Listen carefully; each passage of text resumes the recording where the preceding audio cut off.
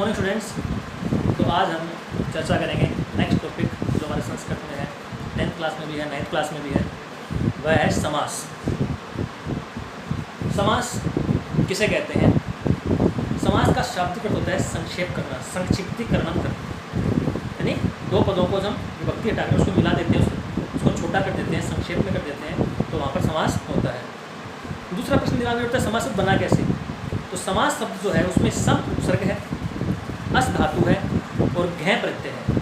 इन तीनों से मिलकर के समास शब्द की उत्पत्ति होती है। इस बारे में हम चर्चा करेंगे आगे और।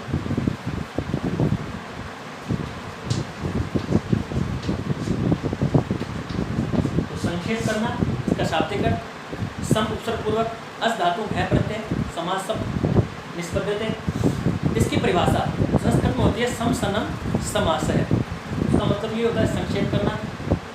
अब हम उसके बाद में चर्चा करें समास होते कितने हैं। तो समास जो है मुख्य रूप से 4 प्रकार के होते हैं और वैसे तत्पुरुष समास के भेद हैं, क्रमधारय, क्रमधारय का भेद द्विगु, इस पर उसको हम 6 मानते हैं। वैसे सामान्य रूप से समास होते हैं 6, मुख्य रूप से 4 और लघु सिद्धांत कौमुदी अनुसार समास होते हैं 5।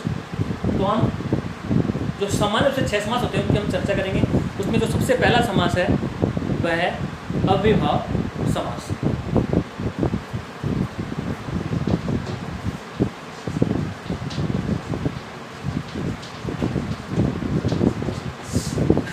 अव्ययभाव समास। तो समास जो होते हैं उसके जो नामकरण होते हैं वो उसके पदों के अनुसार होते हैं। इसमें 2 पद होते हैं, पूर्व पद और उत्तर पद। किन्हीं समास में पूर्व पद प्रधान होता है, किसी में उत्तर पद प्रधान होता है, किसी में उभय पद प्रधान होता है, किसी में दोनों ही पद प्रधान नहीं होते बल्कि एक अन्य पद प्रधान होता है। उसके अकॉर्डिंग उसका नामकरण किया जाता है। तो सबसे पहला जो समास है वह है अव्ययभाव समास। यह पूर्व पद प्रधान समास है, अर्थात इसके जो एग्जाम्पल्स आपको मिलेंगे उसमें पूर्व पद, पहला पद, पूर्व का मतलब होता है पहला, उत्तर का मतलब होता है बाद में, आगे वाला।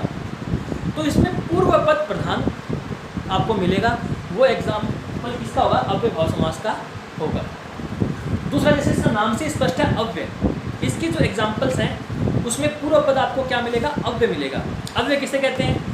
तो 37 त्रिषु लिंगेषु सर्वासु च विभक्तिषु वचनेषु च सर्वेषु यन्न वेति तद अव्ययम्। अर्थात सभी विभक्तियों में, सभी वचनों में जिसमें किसी प्रकार का कोई परिवर्तन नहीं होता है वह अव्यय कहलाता है। अव्यय बहुत सारे होते हैं, जो 22 उपसर्ग होते हैं उसको भी हम अव्यय के अंदर ही काउंट करते हैं, मानते हैं। लेकिन अब जैसे अव्यय बहुत सारे हो गए लेकिन इसमें लिमिटेशन हो गई, यानी आपके जो एग्ज़ाम में जो प्रश्न है वो मात्र 6 अव्यय या 7, अनु, उप, सह, निर, प्रति, यथा और अधि। सह पहले चलता था, अब नहीं चलता, लेकिन हम 7 पढ़ेंगे। तो अनु, उप, सह, निर, प्रति, यथा, अधि, ये 7 जो अव्यय हैं, उपसर्ग हैं, इनके ही एग्जाम्पल्स आपको एग्जाम में मिलेंगे। तो इनके बारे में हम शॉर्ट में चर्चा करेंगे। तो मैंने बताया अव्ययभाव जो समास होता है इसमें पूर्व पद प्रधान होता है और पूर्व में आपको अव्यय मिलेगा। अव्यय में कौन सा मिलेगा? अनु, उप, सह, निर, प्रति, यथा, अधि, इन 7 में से कोई एक मिलेगा। तो आपको पहचान हो जाएगी कि यह अव्ययभाव समास का एग्जाम्पल है। अब करना क्या है? उसका समास विग्रह। प्रश्न जो एग्जाम में आएंगे वो कैसे आएंगे? एक आएगा समस्त पद, तो आपको समास विग्रह करना पड़ेगा। समास विग्रह आएगा तो आपको समस्त पद बनाना पड़ेगा। समस्त पद का मतलब होता है उसकी विभक्तियों को हम हटा करके जब संक्षेप करते हैं, उसको छोटा करते हैं, तो वो होता है समस्त पद। और जब उसमें हम विभक्ति जोड़ते हैं, उसको बड़ा करते हैं, तो वो होता है समास विग्रह। जैसे सबसे पहले हम अव्यय लेते हैं अनु।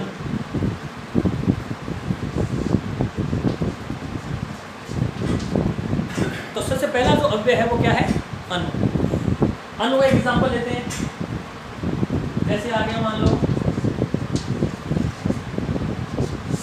अनुरथम आ गया, मान लो अनुरथम एग्जाम्पल आ गया। इसके पहले पूर्व पद में कौन सा पद है? पूर्व पद क्या है? अनु है। अब अनु क्या है? अव्यय है। बताया था मैंने आपको, अनु, उप, सह, निर, प्रति, यथा, अधि, इनमें से कोई मिलेगा। तो अपने को पहचान हो गई कि समास किस समास का एग्जाम्पल हुआ? ये अव्ययभाव का। अब आपको करना क्या है? देखो, हर समास से जो भी समास होता है उसमें उसका विग्रह करते समय कुछ बातें, कुछ नियम होते हैं जो आपको याद रखने हैं।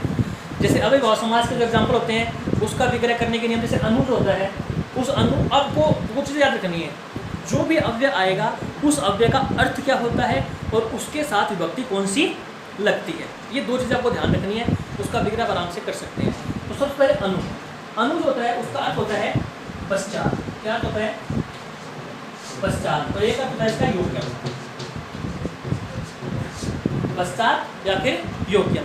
विभक्ति लगती है इसमें षष्ठी। ये दो बातें आपको याद रखनी है कि अनु जो अव्यय है, उपसर्ग है, इसमें इसका अर्थ होता है पश्चात या फिर योग्यम, विभक्ति लगती है षष्ठी। अब इसको देखो कैसे करेंगे। तो इसका एग्जाम्पल मान लो आगे एग्जाम में अनुरथम, पहचान हो गई। अनु इसका मतलब अव्ययवाची समास। तो अब करना क्या है, अनु अव्यय जो है उसके साथ वाला जो शब्द है उसमें आपको विभक्ति लगानी है षष्ठी। कौन सी लगाएंगे? षष्ठी। तो रथ शब्द में षष्ठी लगाने पर शब्द बनेगा रथस्य। क्या बना? षष्ठी में रथस्य। अब अनु का मतलब क्या होता है? तो मैंने पश्चात, इसके आगे हम छोड़ देंगे रथस्य पश्चात। ये इसका समास विग्रह हो गया। आइए समझ में दोबारा देखना कि जो भी अव्यय होगा उस अव्यय का अर्थ, उसके साथ लगने वाली विभक्ति, ये दो चीज़ें आपको याद रखनी है। फिर उसके साथ जो शब्द आता है उस शब्द में, उस पद में वो विभक्ति लगा दो और उसके साथ उसका अर्थ आप जोड़ दो, तो वह समास विग्रह हो जाएगा। तो अनुरथम रथस्य पश्चात। एक और देखेंगे,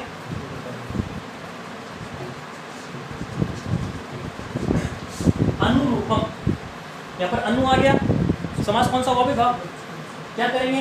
साथ वाले शब्द में षष्ठी लगाएंगे, रूप का बन जाएगा रूपस्य। अब अनु का मतलब क्या होता है? पश्चात योग्यता। आपको ध्यान रखना है, रूप और गुण ये दो शब्द ऐसे हैं, इनके साथ आपको अनु का जो अर्थ है वो पश्चात नहीं लगाना है, वो आपको लगाना है योग्यम। तो रूपस्य अनु का मतलब लगाते हैं हमें योग्यम,